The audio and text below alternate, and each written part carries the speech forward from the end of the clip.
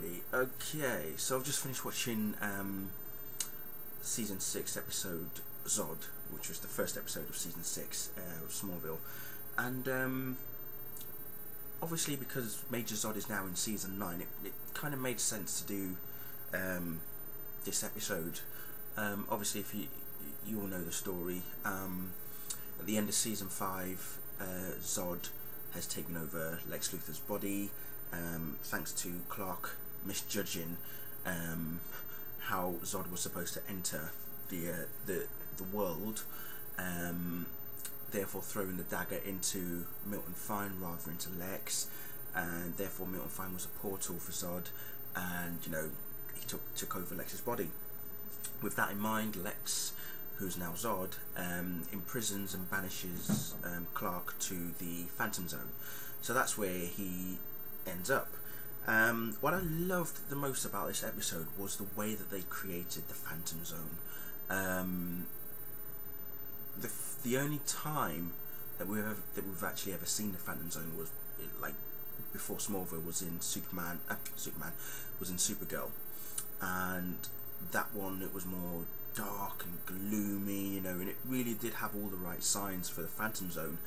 Whereas in Smallville they did it, light coloured, but still at the same time really gloomy and desolate and deserted, and it was really well done. And I remember actually watching that episode for the first time and really applauding the production designers, the producers and everyone that was involved with it. It was really well done. The story, as I say, Zod is now in Lex's body, and he wants to now recreate Earth and make it into Krypton. And he's got Lana, it's sort of like not in prison, but he wants Lana to be his queen, as it were. Start giving him babies, which she doesn't want to do. Lois and Martha are both stranded at the North Pole, just outside the fortress, and because obviously another copy of Milton Fine, aka Brainiac, was flying their plane and crash landed it in the North Pole. So Martha met Jor-El for the first time in that one, and that was quite an interesting encounter.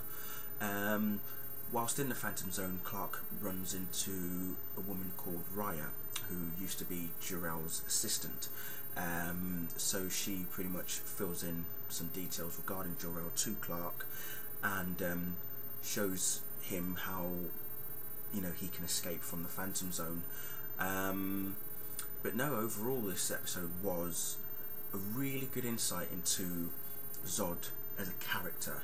And now that we've got Major Zod, it's all about, we know now that Zod has got his powers and everything, so it's now all about, is this Major Zod gonna become the General Zod that we all know, or has Clark got something in mind later on for the rest of season 9 that's gonna try and change him in some way, make him different? Who knows? But even from the films, Superman's 1 and 2, again, General Zod, proper evil man, wanting to take over a new world and everything. So there's the Zod that we all know now, the Major Zod. He, at present, he wants to lead a new army and everything, and he does want to create a new world, but it's how he's going to go about it this time. Obviously, we know that the tower's been destroyed and everything, so yeah, I don't know how we're going to take this now for the rest of season 9, but it will be interesting. But watching this episode of Zod and just seeing how the character Zod behaves, and it's got all the hallmarks of when Terrence Stamp played Zod in the Superman films. As I say, Callum Blue now playing Major Zod.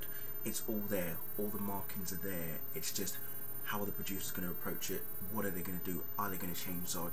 Is Clark going to intervene in some way? Who knows? So I'm going to leave it there, folks, and I'll see you back next week with another episode. See you later.